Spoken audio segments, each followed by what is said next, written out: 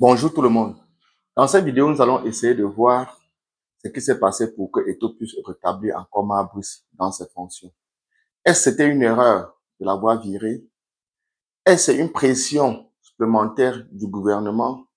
Donc, en d'autres termes, est-ce que Eto'o a flanchi à la pression du gouvernement? C'était une décision personnelle qu'il a reconnue avoir mal fait et décide de rétablir de l'ordre? Ou est-ce que c'était juste une mascarade et que c'est la première phase? Nous aurons encore la suite des épisodes de ce sujet beaucoup plus tard. Nous verrons tout ça dans cette vidéo. Mais avant de commencer, comme je vous rappelle, depuis longtemps, nous sommes sur une nouvelle chaîne. Et sur cette chaîne, nous avons bien compris qu'on a besoin de grandir. Là, on a mis le cap sur les 1000 abonnés. Et actuellement, on est encore très loin des 1000. Mais je remercie d'abord énormément tous ceux-là qui se sont déjà abonnés. Nous sommes à 550 et à 450 plutôt. Et là, je pense qu'il faut que vous partagez normalement la vidéo. Que pour ceux qui ne sont pas encore abonnés, que vous vous abonnez, ça vous coûte absolument rien. Mais pour moi, c'est très important. Il vous suffit juste d'appuyer sur une petite touche d'abord et puis c'est fait. Bon, donc je pense que vous avez tout compris. Place à la vidéo. Donc, restez bien connectés et on en parle tout de suite.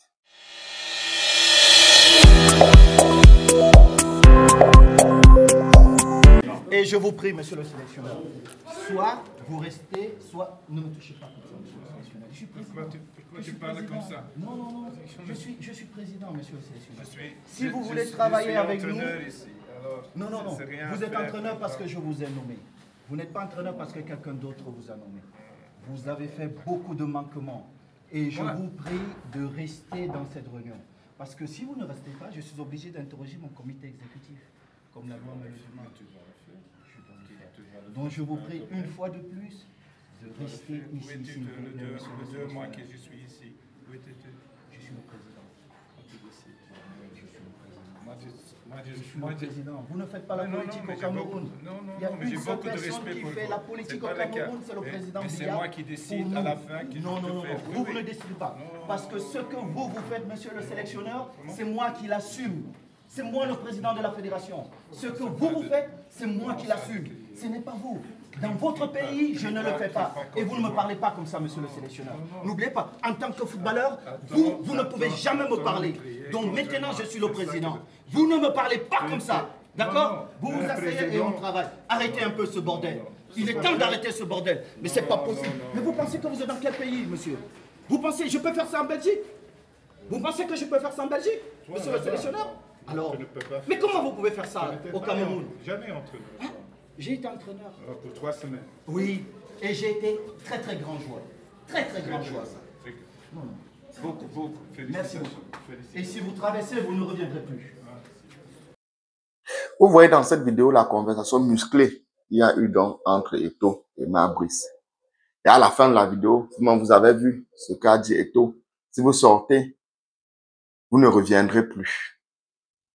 Ça, c'est le mot exact qu'il a dit. Et Mabris est parti quelques jours, bon, le lendemain, même pas quelques jours, il a donc consulté son staff, comme lui-même, il a dit dans cette vidéo. Et après, Mabris a été mis à pied. Bon, après, Eto'o a essayé de nommer des intérimaires pour tenir le poste. C'est vrai que certains intérimaires n'ont pas voulu assumer. Et d'ailleurs, dans ce bordel, qui aimerait vraiment assumer ce genre de choses, c'est très difficile dans ce contexte de pouvoir travailler. Mais en fin de compte, nous avons donc le lendemain eu cette réunion qui s'est tenue avec le ministère et que à la fin de la réunion, Eto'o a décidé de rétablir Mabris. Et d'ailleurs, il a même demandé les excuses à Mabris. Pour ceux qui n'ont pas vu ces excuses, je vous mets cet extrait de vidéo. Bonjour à vous et merci d'être venu chez vous, dans votre maison du football. Je ne vais pas être long. Tout d'abord, je commencerai par vous présenter les excuses parce que lors de notre première malheureuse rencontre, il y a eu beaucoup d'émotions, je préfère le dire comme ça, mais comme vous le savez, vous étant plus important que nous, le peuple camerounais étant plus important que nous, c'est le seul intérêt qui devrait nous animer à travailler. Bon, je suis plutôt content d'avoir échangé avec le coach et comme j'ai dit au sélectionneur, nous avons des convictions, nous ne changerons pas. Nous avons depuis 2 ans essayé de travailler pour donner ce qu'il y a de meilleur à notre équipe nationale, à nos équipes nationales, à notre football. Je pense que pour certains d'entre vous, le côté administratif qui nous posait des problèmes à l'époque, où on avait des résultats, on n'a plus ces problèmes. Et je pense que le coach qui vient d'un environnement où il aura besoin de ce côté administratif très professionnel, il était donc important pour nous de maintenir le cap pour le Cameroun.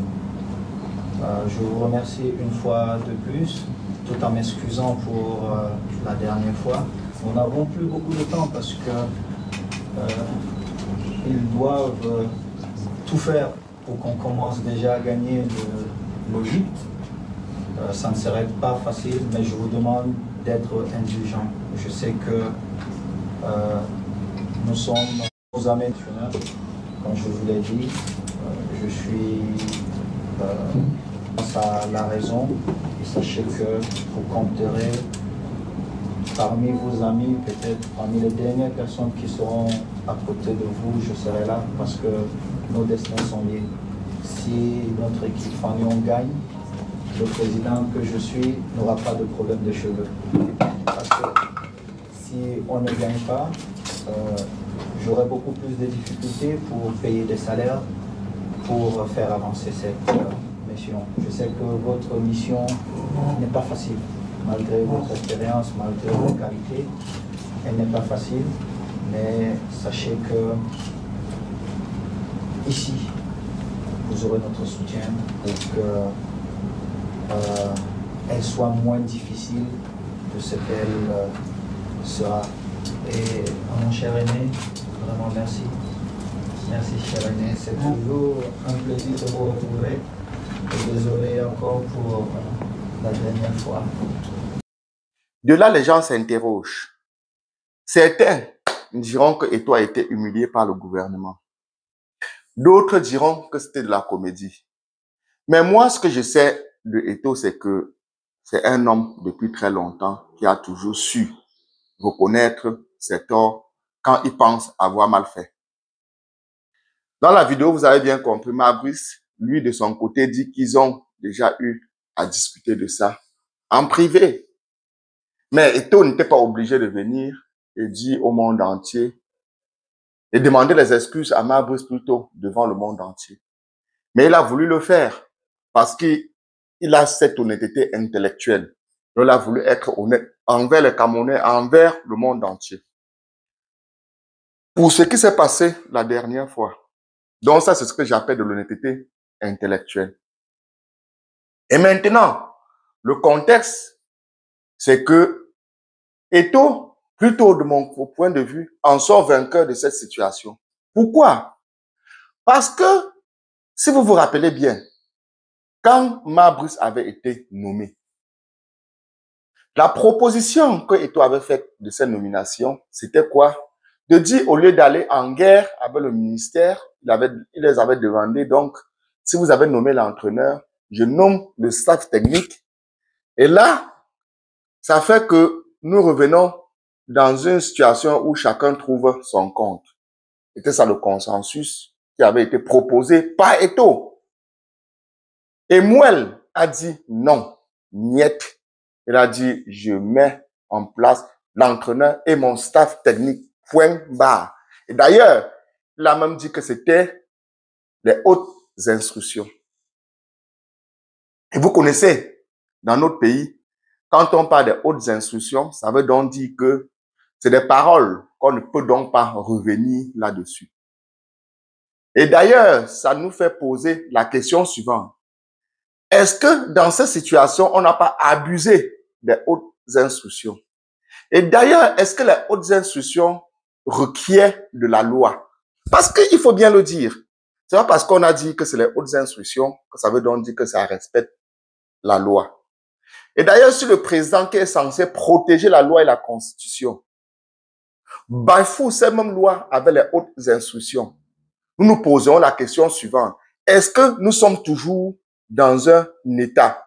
Et est-ce que la démocratie qui est censée être dans notre pays est toujours respectée? D'ailleurs, nous savons qu'il y a eu plusieurs épisodes qui ont remis en cause notre démocratie. Mais on ne reviendra pas sur ces épisodes dans cette vidéo, mais nous parlons réellement du contexte Samuel Eto'o. Donc là, ça nous interpelle de réfléchir et nous comprendrons ensemble qu'il y a eu quand même pas mal d'épisodes de ce sujet et qui démontrent les limites de notre justice, de notre démocratie, ainsi que de l'amour du président envers cette République. Et après, de l'autre côté, vous avez vu bien que Eto'o, après un certain nombre de temps et après toute cette intercation, après plusieurs choses qui sont passées, même la vidéo qui s'est passée la semaine dernière, qu'on devrait bien s'en passer, parce que c'est l'image du Cameroun qu'on a mis en cause, ils reviennent au consensus qui avait déjà été proposé par Eto'o. Et je vais vous rappeler que le ministre, quand il avait refusé le consensus, nous avait parlé de texte de loi qui avait été établi en 2015. Et Eto'o s'est focalisé de ces mêmes textes de loi pour dire que la loi donne autorité au ministre de nommer l'entraîneur et un staff du moment où les deux parties sont d'accord. Donc, si les deux parties ne sont pas d'accord, donc il serait nécessaire de passer dans ce consensus qui était aussi écrit dans la dite loi pour pouvoir établir les choses.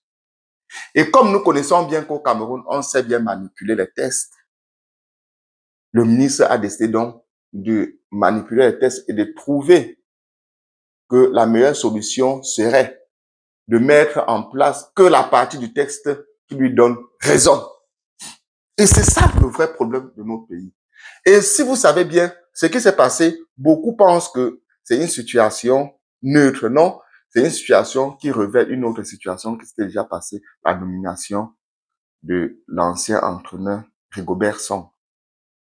Donc, le ministre s'était senti humilié et là, il était dans un système de dire, je reprends la main, donc je vais prendre ma revanche. Voilà donc ce qui se passe dans cette situation-là.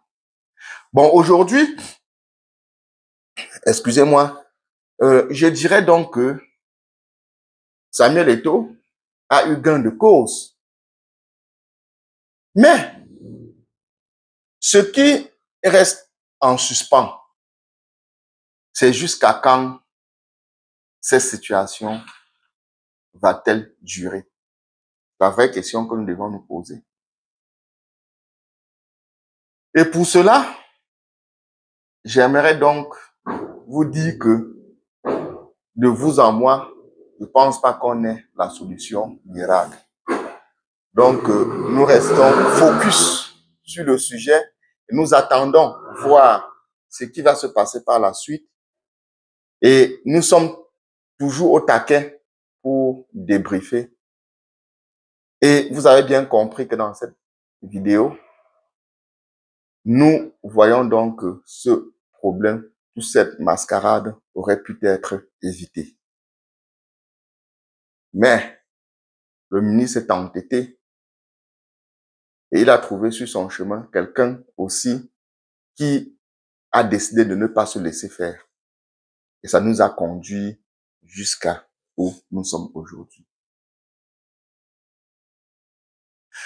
Donc, la famille, vous avez compris mon point de vue sur le sujet. Donc, à la prochaine pour notre prochaine vidéo qui viendra très vite mercredi prochain et qui parlera de la situation de la démarche des papiers en France.